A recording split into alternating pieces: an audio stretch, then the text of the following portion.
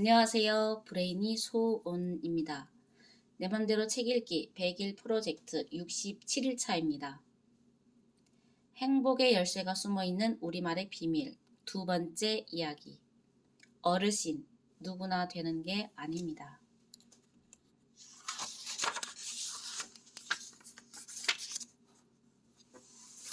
어린이, 어른, 어르신은 사람이 태어나서 성장하고 점차 나이 들어감에 따라 그 시기별로 세대를 지칭하는 우리말이다.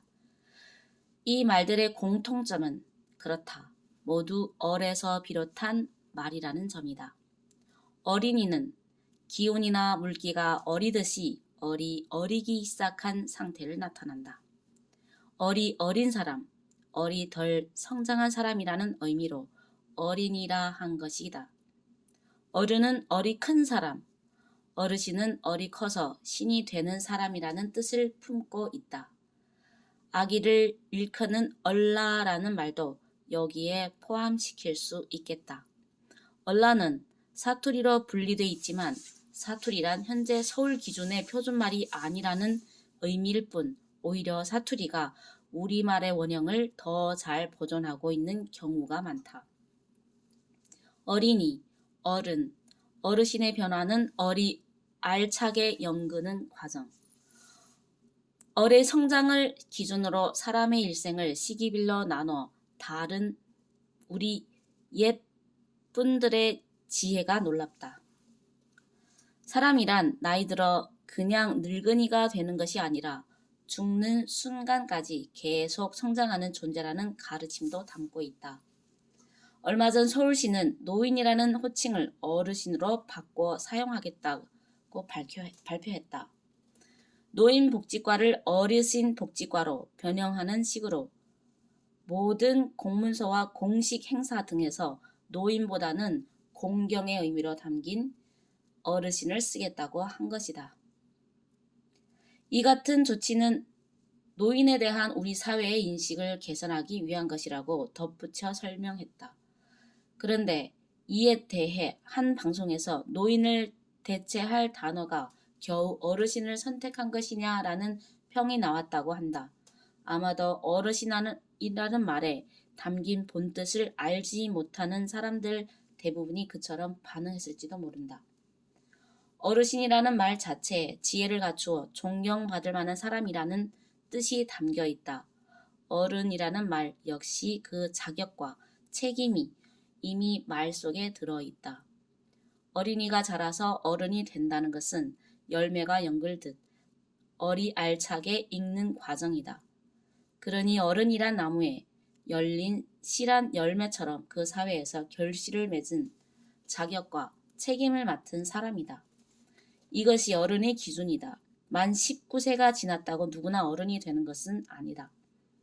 환갑이 지나 백발이 되었다고 누구나 어르신으로 불릴 수 있는 것도 아니다.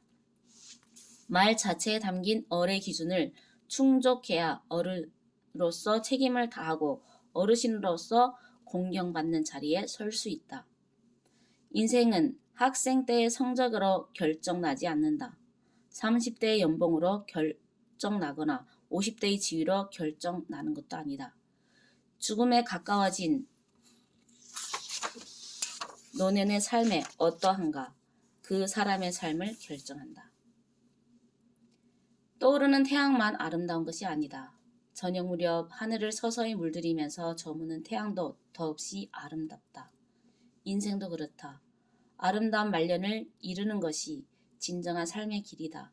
이것이 어르신의 삶이고 명품 인생이다. 인생의 끝은 죽음이다. 이는 단 한 사람의 예외도 없이 누구에게나 공평한 운명이다. 그러나 모든 죽음이 다 같지는 않다. 우리 문화에서 죽음을 표현하는 말들은 상황에 따라 다르게 쓰였다. 먼저 한자 말에서 쓰는 죽은 사람의 신분에 따라 임금은 붕어, 제후는 홍, 양반은 졸, 평민은 사했다 한다. 한자 말이 사람의 신분을 기준으로 삼은 것과는 달리 우리말에서 죽음을 표현하는 말들은 그 사람이 어떻게 살다간 사람인지를 따진다. 사람 노릇을 제대로 하지 못한 사람에게는 되졌다고 하고, 어떻게 산 사람인지 알지 못하면 그냥 죽었다고 하고, 도리에 따라 산 사람에게는 돌아가셨다고 한다. 되졌다는 말은 어감이 좀 거칠지만 결국 되어졌다는 뜻이니 돌아갔다는 말과 크게 다르지 않다. 그런데 여기에 죽음을 뜻하는 말이 하나 더 있다. 죽어서 하늘이 된다는 의미의 천화이다. 천화는 삶의 여정을 완성하고 맞이하는 가장 온전한 형태의 죽음이다. 어를 완성한 어르신의 죽음을 천화했다고 한다. 어르신이 되어 천화하는 것이 곧 인간 완성의 길이다. 개인도 사회도 어를 깨우치면 명품 아니면 짝퉁. 어른이, 어린이, 어른, 어르신이라는 말만으로도 사람이 어떻게 살아야 하고 어떻게 죽어야 하는지를 모두 이야기할 수 있다. 우리말에 깃든 이 같은 정신문화를 아이들에게 어려서부터 가르쳐주면 좋지 않겠나. 어른이 된다는 것이 어떤 것인지, 어떻게 나이 들어야 하는지를 자라나는 세대에게 가르치는 것이 교육이 기본이 되어야 한다. 이런 것을 알 때 아이들은 사람의 참 가치를 깨닫고 삶의 목적을 이해할 수 있게 된다. 그리고 이 가치를 지키는 삶을 스스로 설계할 수 있게 된다. 요즘 사람들은 명품을 많이 찾는데 우리가 정말 소망해야 할 것은 명품 제품이 아니라 명품 인생이다. 명품인가 아닌가를 결정하는 것이 어리다. 어를 찾으면 명품 인생이고 어를 잊은 채 이기심과 욕망을 쫓으면 짝퉁 인생이 되고 만다. 어리 빠지면 전부 짝퉁이 될 수도 없다. 아이들을 경쟁 속에 집어넣고 점수만 매기는 교육은 짝퉁 교육. 기복에 빠져서 돈과 권력을 위해 기도하는 종교는 짝퉁 종교이다. 교육 잘못 받고 종교 잘못 만나면 명품 인생이 되기 어렵다. 정치, 스포츠, 예술, 의학 같은 것도 명품인지 짝퉁인지 가려봐야 한다. 사람 위에 있는 종교, 사람 위에 있는 정치, 사람 위에 있는 경제, 사람 위에 있는 스포츠, 사람 위에 있는 의학, 이런 것이 짝퉁이다. 불행하게도 지금까지 우리 사회에서는 이런 짝퉁이 거침없이 통했다. 그러다 보니 짝퉁들이 세상의 눈을 두려워하지 않고 더욱 득세했고 그런 가운데 진품은 점점 더 설 자리를 잃어갔다. 어의 눈으로 보면 참과 거짓을 가릴 수 있다. 어른 밝은 의식이고 깨달음이다. 그런데 밝은 의식이나 깨달음의 상태란 어떤 것인가? 그런 의식을 어떤 방식으로 드러나는가? 이에 대해 아주 실용적인 차원인 답이 홍익이다. 그 같은 의식에서 나오는 삶의 방식이란 홀로 하늘을 나는 것 같은 특출한 것이 아니라 서로가 서로를 진정으로 돕는 것이다. 이기적인 욕심에 따라 서로 이익을 나누는 것을 홍익한다고 하지는 않는다. 적성이나 기부도 필요하지만 진정한 도움은 서로의 존재를 가치 있게 한다. 가치를 실현하도록 돕는 것이 바로 홍익이다. 어를 깨우쳐서 홍익하는 삶을 살아야 비로소 어른이다. 어른으로서 장년기를 사회에 공헌하면서 잘 보내고 노년에 이르면 어르신이 되는 우리말의 호칭 체계는 이처럼 탁월한 인식을 바탕으로 하고 있다. 어른과 어르신의 참 의무를 안다면 곧 초고령화 사회에 진입하는 우리 사회 현실을 새로운 시각으로 볼 수도 있을 것이다. 교육은 어린이가 어른이 되는 교육, 어를 살리는 교육이 되게 하고 사회 여러 분야에서 어른과 어르신의 역할이 살아난다면 우리 사회가 공동체로서 더 튼튼한 토대를 갖출 수 있다. 그렇게 되면 고령 인구, 부양 문제를 고민하는 사회에서 어르신이 많은 지혜로운 공동체, 세대 단절 없이 협력하고 존중하는 홍익 공동체가 될 수 있다. 어른, 가치 창조의 의지이자 창조력의 원천. 최근 우리 사회의 기업이 필요로 하는 인재상을 이야기할 때 어디서나 손을 꼽는 요건이 창의력이다. 그런데 창의력적인 인재에 목말라 하면서도 창의력을 키우는 환경을 만들려는 우리 사회의 노력은 크게 부족해 보인다. 얼에 대해 말하다가 창의력 얘기를 꺼내는 이유는 얼이 창의력의 가장 중요한 조건이자 환경이기 때문이다. 사람에게는 누구나 창조하려는 욕구가 있다. 창조의 본성은 신성이라고 하기도 한다. 인간이 신의 속성을 지니고 있기 때문에 신을 상상하고 신성한 것에 귀의하려는 소망을 품는 것 아니겠는가. 인간의 신성을 이해하면 얼에 대해서도 즉시 알 수 있다. 얼은 그 자체가 가치 있는 것을 창조하려는 의지이고 창의력의 원천이다. 얼이 살아있으면 가치를 추구하게 되고 가치를 실현하는 과정은 곧 창조의 여정이기도 하다. 그러니 어리석은 상태, 얼빠진 상태로는 창조를 할 수 없다. 가치를 추구하는 마음이 저 멀리 밀려나 있기 때문이다.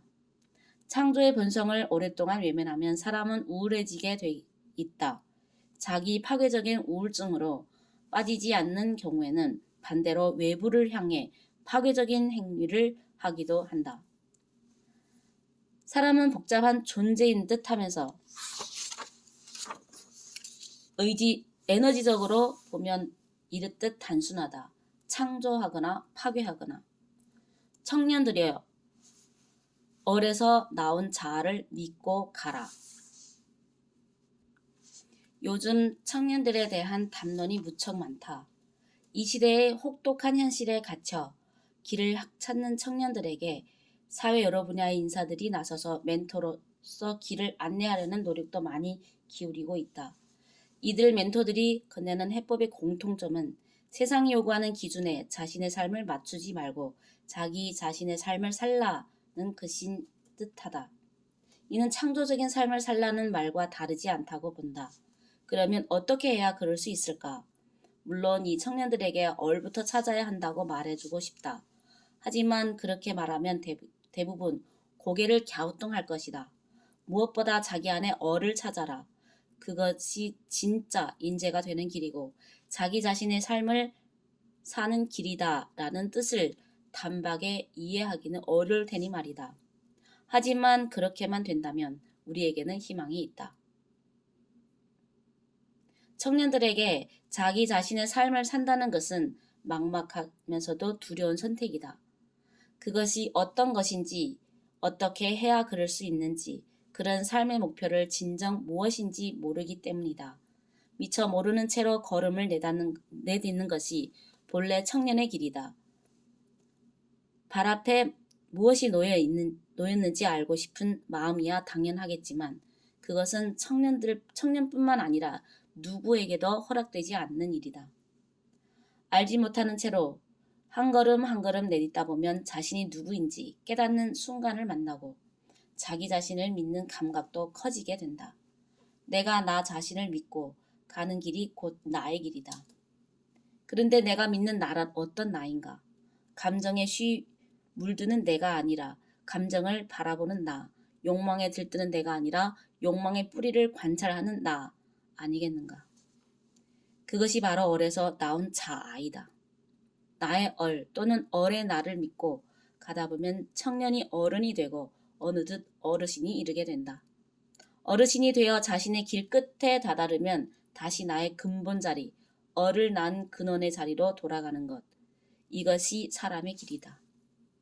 그리고 삶에서 만약 성공과 실패가 있다면 이것이 가장 성공적인 삶이다. 어린이가 어른이 되고 어르신이 되는 깨달음의 과정이 우리 삶의 실체라는 것. 이것을 꼭 알아야 한다. 이를 모르면 자신의 삶을 산다는 것은 아무리 나이 먹어도 언제까지나 두렵고 막막한 일이다.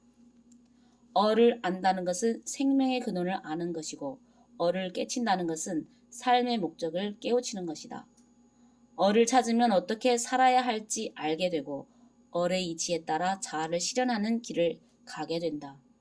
그래서 얼을 깨친 삶에는 행과 불행, 성공과 실패에 따로 없다. 태양과 달이 번갈아 뜨거워지듯이 어둠 속에서 빛을 잃지 않고 밝은 가운데서 어둠을 보는 지혜의 눈을 뜨기 때문이다.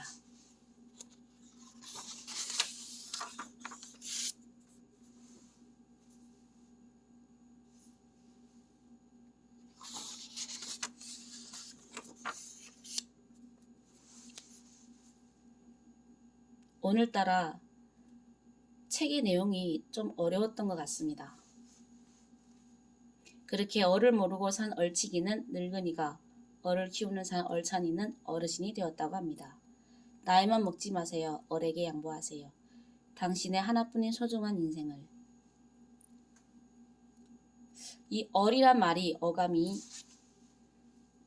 쫙 달라붙진 않아서 좀 아쉽긴 하지만, 네, 이상 브레인이 소온이었습니다.